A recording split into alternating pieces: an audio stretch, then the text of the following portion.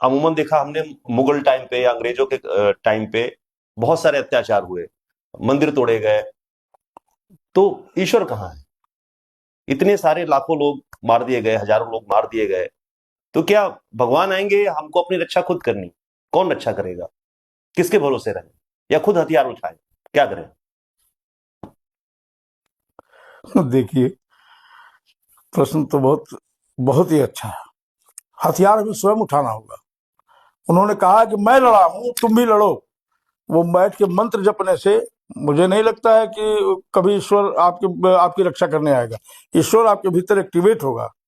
आप जब खड़े होंगे, अपनी रक्षा के लिए उद्यत होंगे, ईश्वर आपके भीतर वो आवश्यक शक्ति भरेगा, आवश्यक प्रेरणा देगा, आवश्यक आपको इच्छा शक्ति देगा कि आप उससे अपने शत्रु को पराजित कर सके। हाथ जोड़ने की जो परंपरा है और जो अहिंसक परंपरा है, वो बौद्ध धर्म की देन है। बौद्ध धर्म में प्रार्थना को प्रधान माना गया, और वो ठीक है, समझा नहीं उन्होंने भगवान बुद्ध की शिक्षाओं को। उन्होंने कहा कि बुद्धम शरणम गच्छामि, बुद्धि की शरण में जाओ, धम्मम शरणम गच्छामि, धर्म की शरण में जाओ।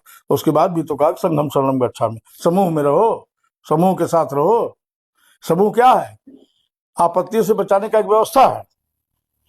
तो हमने अपने ईश्वर के प्रतिरूपों के जो संदेश है उनको समझा नहीं। हमने गीता को समझा ही नहीं, हमने शिवपुराण की विद्वेश्वर संहिता को पढ़ा ही नहीं, रुद्र संहिता को पढ़ा ही नहीं। अगर हम पढ़ते तो हमें जानते कि ईश्वर का कार्य क्या है, हमारा कार्य क्या है। ईश्वर हमें प्रेरणा दे सकते हैं, आवश्यक शक्ति दे सकते हैं। हम जब परिश्रम, देखिए शिव सूत्र में एक बात कही गई, शिव सूत्र में भगवान शिव ने कहा उद्योगो ही भैरव। भैरव कौन है?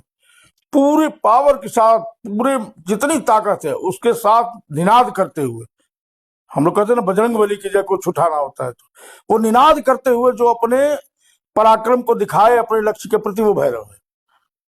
तो हम जब उनके निहित संदेशों को ही नहीं समझ पाएंगे तो निश्चित सी बात है कि हम काटे जाएंगे।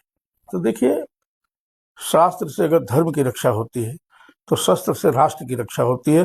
दोनों का समन्वय आवश्यक है, और बिना दोनों के समन्वय के क्या गति हुई है बीच बीच में आप देख रहे हैं। हनुमान जी लंका में घुसे तो अक्षय कुमार को पहले मारा ना, जो युद्ध करने आया। वो मेघनाथ को थोड़े ही मारा, मेघनाथ बांधने आया था, लेकिन अक्षय कुमार को मारा। जो रक्षक उनसे युद्ध करने आए तो उन्होंने कहा जिनमें मारा तिनमें मारे। तो जब ईश्वर का, जिन्हें हम ईश्वर, आप बजरंग बली की बात की, आप शिव जी की बात की, जब उन सबने अन्याय के विरुद्ध सशस्त्र प्रतिकार किया तो हम क्यों नहीं करेंगे?